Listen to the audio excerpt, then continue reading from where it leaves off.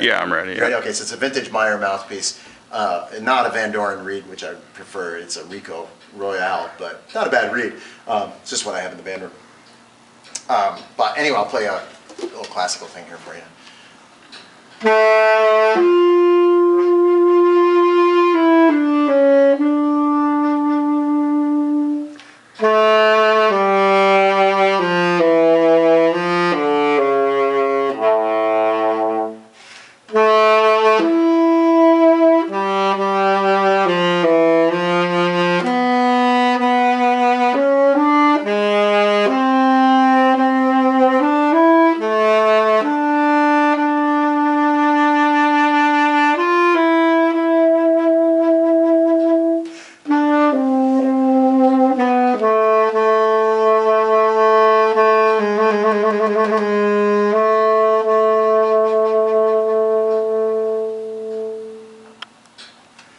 Just as a little plays, it has a nice smooth feel to it. Yeah, And I feel like it can be played in tune. It's not like it's so, you know, some saxes are really hard to play, to manage.